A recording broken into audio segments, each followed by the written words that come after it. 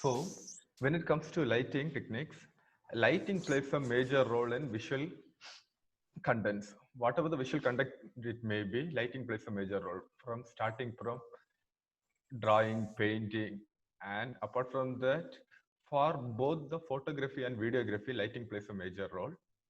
Lighting setups and techniques help us to create depth and mood to the image. So, when it comes to a visual content, it helps us to set a mood and as well as it will create a visual aspect of image to the audience. So, it will have a influence over the audience to create a visual perspective. So, when it comes to depth and mood of the image, it helps in creating a proper visual characterization to the viewer. So when it comes to light sources, there are two major light sources. When it comes, one is natural light source and the second one is artificial light source.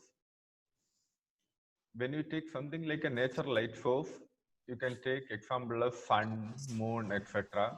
And when it comes to art, there are so many things like bulb, strobe, LED, flash, etc. So each light source has its own characteristics. When it comes to natural light source, it changes color over the course of the day. For example, it will be in a warm tone.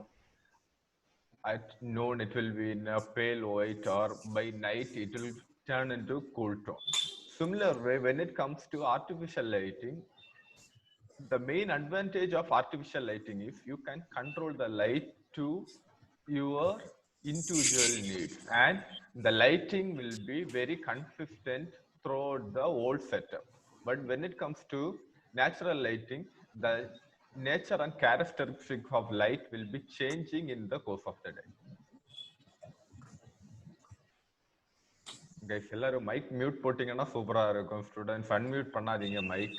நம்ம session முடிச்சுட்டு if you have any doubts you can ask. I will definitely help you out. So the next thing is understanding light. When it comes to understanding light, you have to know about the four properties of light. So each light will be having four properties. The first one will be quality.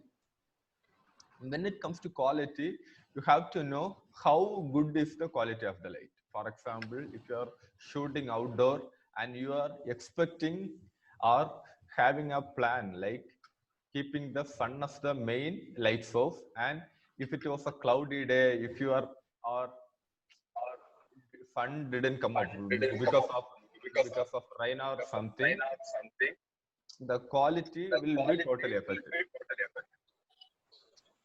So the second thing is quantity. When it comes to quantity, it refers to the intensity of the light. Guys, 1 second.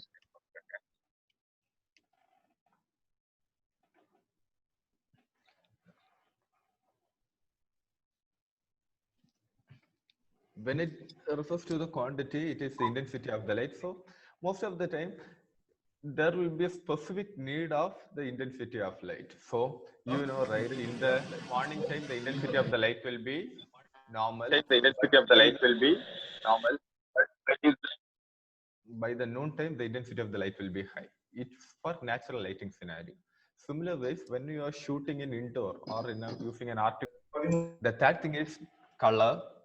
So you have to have a proper understanding about the colors, because when it comes to natural lighting, as I said before, the color changes in the various course of time. Like in the morning, it will be in a pale orange color, then it turns to yellow. By noon, we cannot even properly guess the color. It depends upon the color of the cloud. And by evening, it again changes to yellow, and after that, it will be magic hour, and we cannot guess the color. Similar ways, each light source will be having its definite course and color. So understanding it definitely helps. So most of the time, when it comes to shooting in a natural light source, we have to adapt or we have to plan according to the lighting scenario available in the outdoor.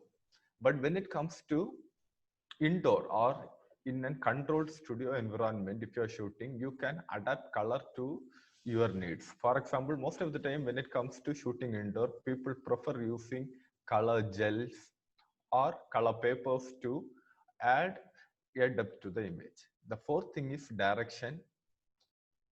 Understanding the direction of light. It plays a major role because most of the time lights, when you are shooting in outdoors, the prime light source will be the sunlight, and the position of the sun will be moving around the day. So you have to keep your subject in a certain position. So for that, you have to understand the direction of the light so you can produce visually appealing images. Similar ways, when you are shooting indoor, we should be able to adjust or move the lights according to your need so you can produce the content that appeal to you as well as the audience. The next thing is nature of light. Most of the time when you are shooting, light will be having few natures. The first thing is going to be the soft light and the second one is going to be the hard light. When it comes to soft light, the transition between, as you can, I hope you can see the screen.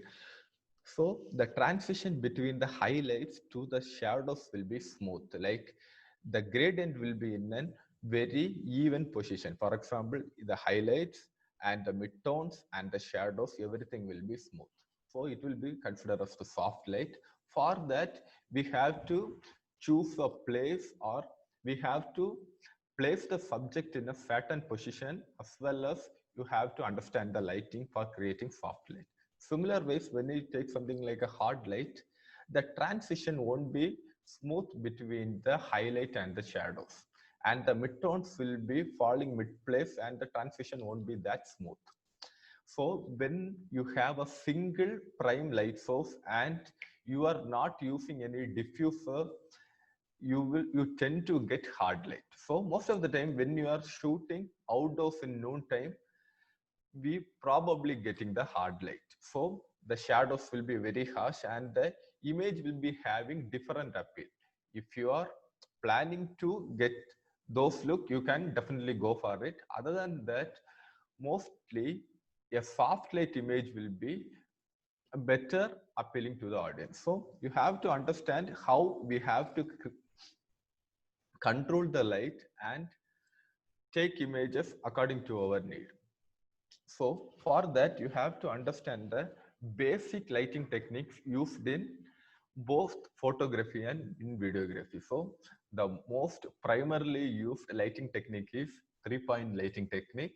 So when I talk about 3-point lighting technique, there are three key factors to consider. The first thing is key lighting, the second one is fill lighting, and the third one is backlight. So when it comes to key light will be the primary light source which is used to light the subject. So when it comes to key light, it acts as a primary light source and it will be used to light the subject. So when you take something like an outdoor, sun or available light will be known as the key light. So you will be shooting directly before the subject and there will be a key light.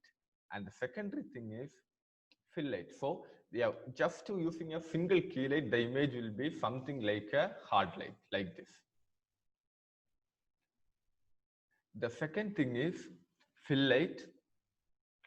So when you use a single key light, it tend to create more shadow on the subject or in the subject face depending upon the light you are using. So if the key light is too harsh, the shadows will be very harsh also. So we have to fill up the shadows to a certain extent so it look appealing. So we will be using the fill light. So when it comes to using a fill light, the power of the fill light will be much lesser intensity than of the key light. So it will create a depth on the face. So it doesn't look two-dimensional and it look three-dimensional. So shadows play a major role in creating a three-dimensional look to the image. So if we use the same power as of the key light to the fill light, it won't produce any shadows and everything will be looking flat.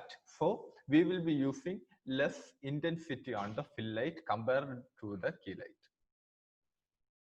So after setting both the key and fill light, we will be setting up the backlight. Backlight helps in separating the subject from the background. Backlight can be directly pointed towards the subject. It will create a rim light around the head or and the shoulder. It can be used in multiple ways according to our need. Either it can be used as a rim light by keeping the light behind the subject and facing the subject, and it will create a rim light, or else you can use it as a backlight, or either it can be used as a background light. Background light is when you turn the camera, you turn the backlight towards the background. So when we turn the backlight towards the background, it separates the background from the subject, and it will show the distance of the background to the subject. So it adds more depth to the subject. So these are few of the light modifiers. We have to understand about the light modifiers, because most of the scenario we will be having a light source and we have to control the light. For controlling the light, we will be using various type of modifiers. So when it comes to natural light, if you are shooting outdoor in sunlight, we cannot modify it much, but there are some certain technique you can use to get better results. When you are shooting outdoors, the main lighting modifier you are going to use will be called as reflector, and you can also use diffuser light coming from the sun. So most of the time when it comes to diffusing, it will be a white magic cloth. When you are shooting in indoors, these are few of the light modifiers. The first thing is going to be the reflector. When you are turning on the strobe and you add a reflector, it will direct the light to the subject. The second thing is reflector plus grid. When we want a pointed light, pointing, or when you want to control the spill of the light falling away from the subject, you can add a grid to the reflector, so it will direct the light to a certain way, so there will be very much less light spill. The third thing is snoot. Snoot will help to give a directional lighting to the subject. So if you want to light a certain position of the subject or certain portion of the subject, you can use snoot. Snoot will direct the light to a certain area. The fourth thing is softbox. You have seen it everywhere in photography studio as well. Softbox will be consisting of a strobe, a reflector, and added to that there will be a separate softbox which is used to diffuse the light. So it will help most of the time when we are using just the reflector or grid or the snoot, the light will be very hard, which will end producing a result like this. A hard lighting result will be produced because of the direct lighting.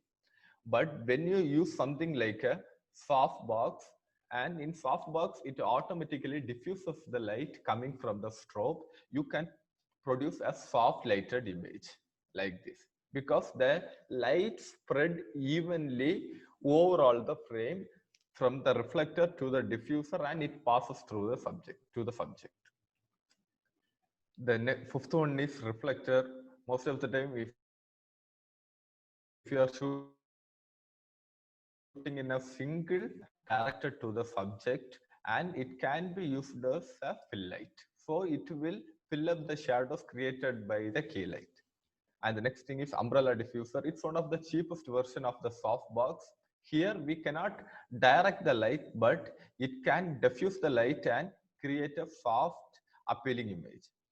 Then the next one is reflective umbrella. When it comes to reflective umbrella, it's used for modeling shoots and all. For example, it will be having a silver coating inside, and it will reflect a light in a very powerful extent, and it will create very natural and glowing portrait images.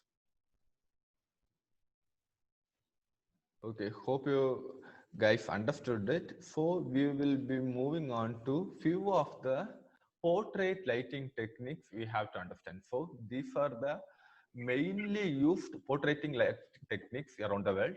And if you are able to learn this technique and practice this technique, you can get better at lighting for both the photography and videography. So understanding these portrait lighting techniques helps very much, because most of the time when we are shooting, we will be having a human element as the subject. So when you are placing a human element in the frame, you should know how the face and the shadows fall, and how the highlights can be highlighted using a different light sources. So it will help in understanding the depth in the face using different types of lighting. So it will help. So if you learn this 7 type of lighting, it will be very helpful for you guys. So if any one of you are interested in pursuing photography or cinematography as a career, or even if you are interested in painting and all, these lighting techniques will definitely help, and you can light the subject based on these techniques. The first one is going to be Rembrandt lighting. So Rembrandt lighting comes from a famous Dutch painter whose name is Rembrandt. So he used this type of lighting techniques in most of his portraits. So it got its name. So when it comes to Rembrandt lighting, you will be keeping the subject and camera will be placed before the subject, and the light source will be 45-degree left or right from the camera. So here there is the subject, and before the subject we have placed the camera, and the light source will be 45-degree left or right of the subject. We can keep it. So here the light is kept 45-degree left of the subject, and the light will be lifted above the or moved to the top above the eye level. So it will create a triangle under the subject's eye and on the cheek. So when we get a triangle on the cheek, this will be known as Rembrandt lighting. For that, we will be placing the camera before the subject, and the light will be 45-degree left or right. You can keep based upon the position of the lighting. You will be getting this triangle on the cheek. So if you keep it left side, it will be on the right side of the subject. If you keep the lighting on the right side, the triangle will be on the left side of the subject. So this is the one of the basest lighting technique used around the world, because it's easy to set up. Normally when we go to studio or something, what we see is a fill lighting technique. Fill means there will be 2 soft boxes and it will be of equal power, and it will take a picture. When we take a picture, there won't be any much of the shadow, so it will create a flat looking image, and it can be used for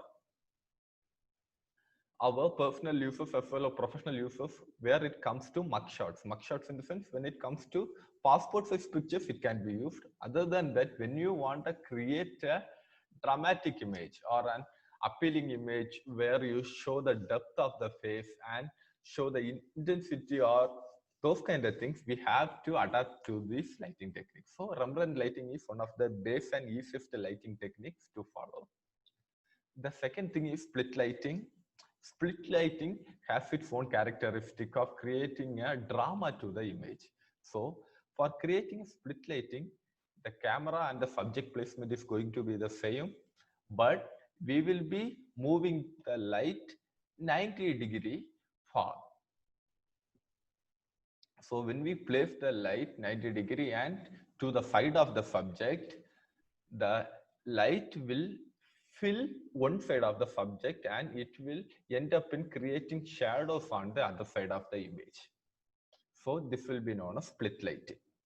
So split lighting is created most of the time to create or show a drama to the audience. Split lighting will be used.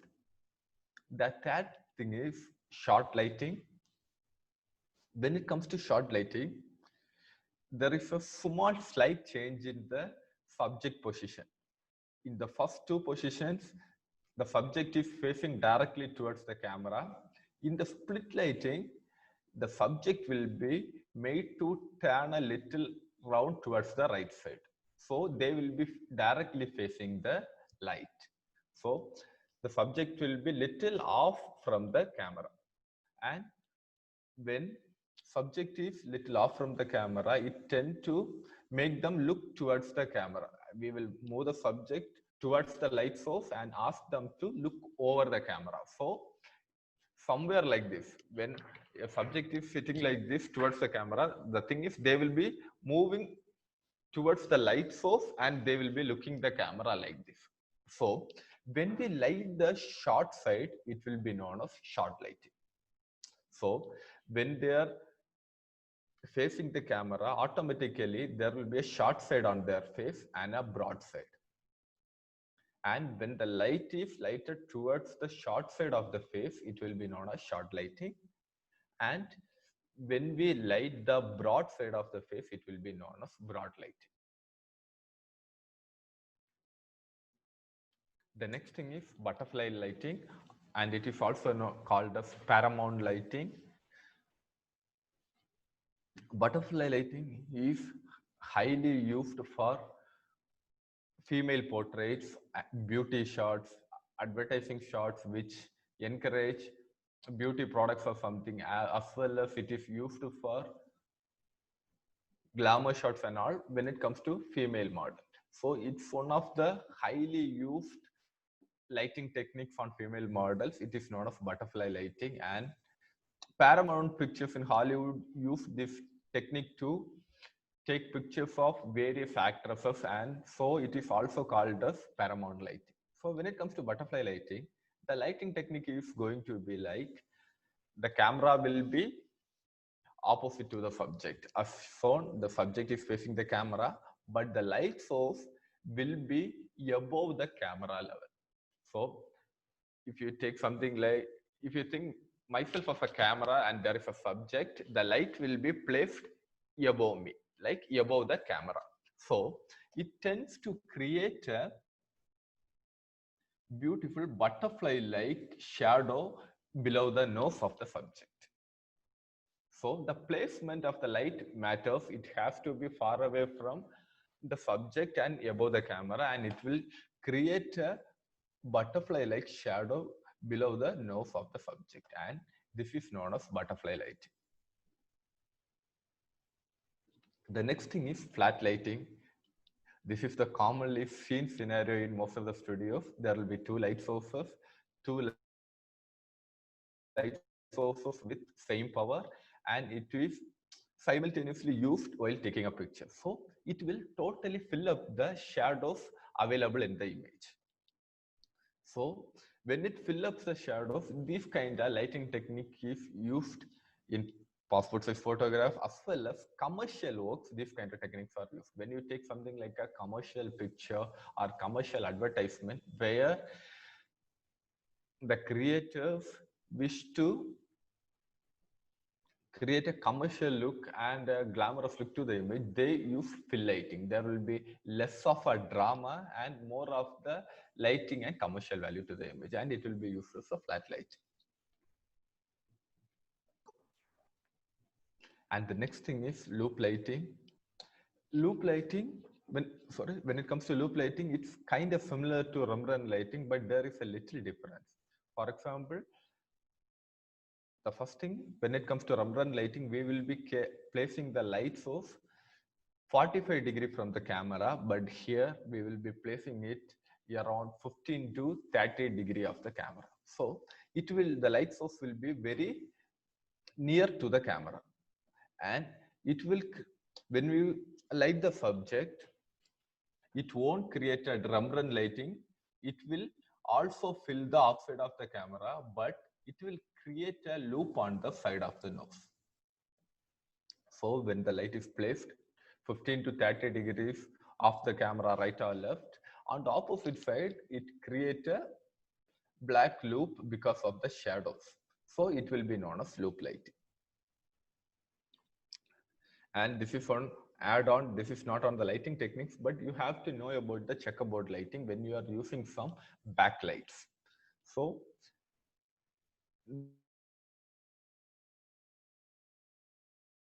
The lighting techniques used here is the light will be on the side of the subject and one side of the subject will be lit.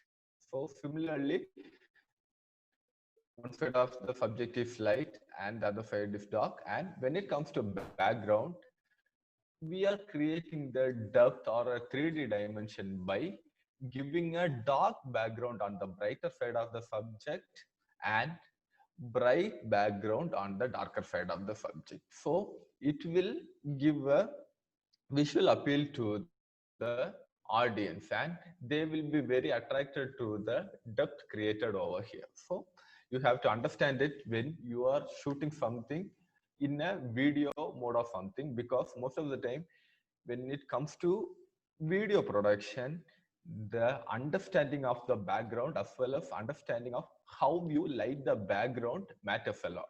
So that adds a professional value to your work, because if you light the background properly, the quality of the visual the audience gonna see is gonna increase in multifold. So we have seen about the 7 lighting portrait lighting techniques. In here, most of the lighting techniques, we have used a single image, sorry, single light source. So when we are using a single light source, it tends to create a harsh shadow. Here is where the 3 pointing light comes as a savior. So if you are lighting a setup like this, it creates a different kind of lighting to the scenario and it creates a harsh shadow on the subject. So when you use a fill light, it will reduce the shadow which was created in the image. So for example, you can see this image. This is how it goes. So this is a proper example of a Rembrandt lighting, use a single light source. But it is a very hard light because of the single light source and background is also not lit well. So it creates a hard shadow on the side of the face. But when you are using a fill light, you can see the left image. When you use a fill light, like it can be a reflector or a proper fill light, it reduces the intensity or the harshness of the shadow. So it will create a pleasant looking image. Similar ways, the background also you lighted using a backlight. So it will attract the audience, or if you want to convey a certain message, you can light according to that certain need. And when it comes to lighting, there are few not do's. So these are the things you shouldn't do while doing lighting. I will show you some example. Not show, I will show you some example. The first thing will be lighting very close to the subject. When you are lighting a subject, the light has to be a little far from the subject to a certain extent. So if you are lighting from the top, it will create more shadows. For example, here we have take a picture of butterfly lighting. The difference is the light is above the camera level, so it hasn't create more shadows. But if you place the light towards the subject, it will create more shadows under the eyes, nose, as well as the lips and under their neck. It will create very harsh shadows. So we have to avoid that, and we have to avoid keeping the light to a lower level, because most of the time we are familiar with the scenarios light familiar with the scenarios of light coming from side and the top. Most of the time we are not exposed to light coming from the bottom. So when you keep a light in the bottom of something, it will create shadows to the upper portion of the body, and it will create a kind of spooky image. Spooky in the sense, most of the time when if you have watched horror movies or something, they should have used the lighting from the below. For their purpose, it will create a spooky looking feel and they should have done it. But according to your mood, you have to know the rules. You have to start practicing applying the 7 lighting techniques. If you understand and if you have learned it so well, you can experiment it with it. So when it comes to experiment, you can try different things, you can break the rules as well. So the thing is, you have to have a proper knowledge. So for practicing it, how can you do it? Most of the people won't be having a soft box or a proper light source in their home. So how you can practice it? You have to go to a dark room. You can take your brother or sister or a family member as a subject, and what you can do is turn on the flash on your mobile. Simple thing. Just turn the flashlight on your mobile in a dark room. You keep your relative or family member as a subject, and you can move the light to a certain extent. You can see the different patterns created on their face. So it will help you in understanding the different lighting techniques. So Rembrandt lighting can be created using that by moving the light. Similar ways, you can try split lighting, you can try short lighting, you can try broad lighting, butterfly lighting. Flat lighting you cannot create because you need two light sources. Other thing, you can create loop lighting. So it will help you in understanding the lighting techniques and how the phase changes are based on the intensity and direction of the light. You can understand, and it will be very helpful for you to shoot something very visually appealing.